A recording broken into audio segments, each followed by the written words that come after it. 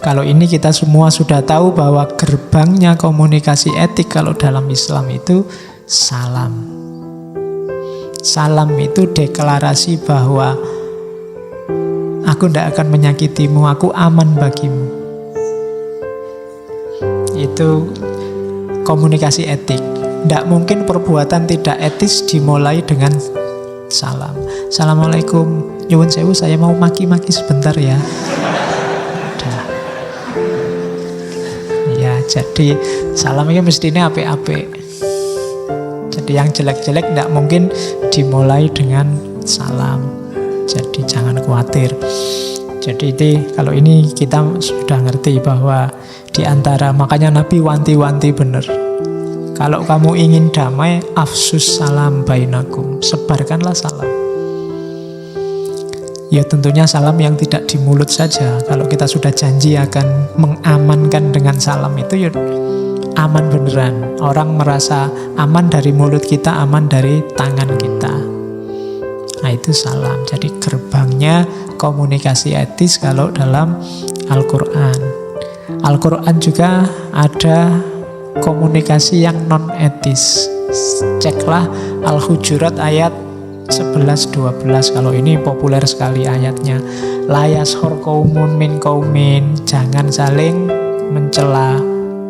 Asa ayakunu khairam minhum, jangan-jangan yang kamu cela itu di mata Allah lebih bagus daripada kamu yang mencela. Wala nisa'um min nisa'in, perempuan juga jangan mencela perempuan yang lain. Jangan-jangan yang dicela lebih baik daripada yang mencela. Wala talmizu anfusakum, dan jangan saling memaki. Wala tanabazu bil alqab, dan jangan saling ngasih gelar yang jelek. Kampret, kecebong. Iya, tidak boleh, sudah dilarang oleh Al-Quran. Itu namanya tanabazu bil alqab, ngasih gelar-gelar yang jelek. Bi'salismul fusuku ba'dal iman, dan seburuk-buruk sebutan adalah sebutan fasik setelah iman. Termasuk juga ayat 12. Ijtanibu kasirom minadzon, inna ba'dadzonni ismun. Sesungguhnya sebagian besar dzon itu sebenarnya tidak terlalu fitnah, tapi dzon itu prasangka. Prasangka itu mungkin lebih banyak benarnya. Kalau dalam Islam itu ada level iman, di bawah iman ada dzon, di bawah dzon ada syak, di bawah syak ada waham. Kalau iman ini 100% percaya, 100% ditanggung kebenarannya. Kalau dzon ini percaya, tidak percaya, tapi lebih besar percayanya. Kalau syak 50-50, antara percaya tidak percaya. Kalau waham itu lebih besar tidak percayanya. Dan Al-Quran bahkan yang dzon aja jangan. Ijtanibu kasirom minadzonni, nggak usah bikin prasangka. Karena sebagian prasangka itu dosa. Wala tajassasu, dan jangan saling nyari-nyari kesalahan orang lain. Itu yang kita lakukan hari ini sering. Wala yaghtab ba'dukum ba'da, dan jangan saling membicarakan orang lain. Ghibah. Sekarang kan peradabannya peradaban hibah. Nanti silahkan ayat itu dicek. Itu bagi saya itu petunjuk tentang komunikasi yang non etis, yang hari ini sering kita lakukan. Kalau ini sebenarnya banyak hadis saya ambil yang unik-unik. Ada kalimat dari Nabi, idza qulta linnasi ansitu wa hum yatakallamun faqad alwaita ala nafsik. Ini maksudnya apa? Jangan motong pembicaraannya orang lain. Kayak kamu nonton di TV-TV itu, debat gegeran itu tidak sesuai sunnahnya Nabi. Kalau ada orang ngomong, jangan bilang, diam, tidak boleh. Atau kamu potong pembicaraannya. Karena itu sebenarnya merendahkan dirimu sendiri. Yang jelek kamu yang motong. Jangan dipotong. Ini juga coba dicek ya, hadis riwayatnya Abu Dawud. katanya Rasulullah, ana zaimun bibaitin fi robatil jannah liman tarokal miro'ah wa inkana muhikkon. Katanya Rasulullah, aku menjamin sebuah istana di surga, di sekitar surga, bagi siapa saja yang meninggalkan perdebatan meskipun dia dalam keadaan benar. Jadi kamu merasa benar sekalipun, mending tidak usah debat, katanya Rasulullah. Karena debat itu sumbernya perpecahan. Kalau dilakukan tidak dengan ahsan dan kita bukan ahlinya. Saya bilang di awal tadi, debat hasilnya tetap kita berbeda, malah jadi musuhan. Maka katanya Nabi, jika kamu terjebak dalam perdebatan, meskipun kamu merasa benar tapi menurutmu ini tidak efektif, lebih baik mundur saja. Katanya Nabi, aku menjamin sebuah istana di sekitar surga. Lumayan kan? Ya, ngatasi kita yang kayak gini aja digawe ke istana kan, alhamdulillah. Dan selanjutnya, wa in kana wa bi baitin fi wasatil jannah liman tarokal kadhiba wa in kana mazihan. Ini rada abot kalau bagi kita. Dan di pertengahan surga yang meninggalkan dusta walaupun dalam keadaan bercanda.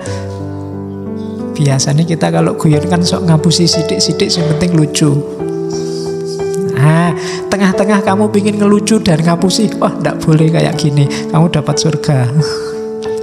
Kamu dapat istana di surga. Tidak lucu rapopo, yang penting untuk istana di surga. Daripada ngapusi. Oke, Yunus sudah mau ngapusi, wa in kana kadziban, meninggalkan dusta walaupun bercanda. Dan bibaitin fi a'lal jannah liman hassana khuluqahu, dan dapat satu rumah di surga bagi orang yang memperbaiki akhlaknya. Ya puncaknya memang akhlak.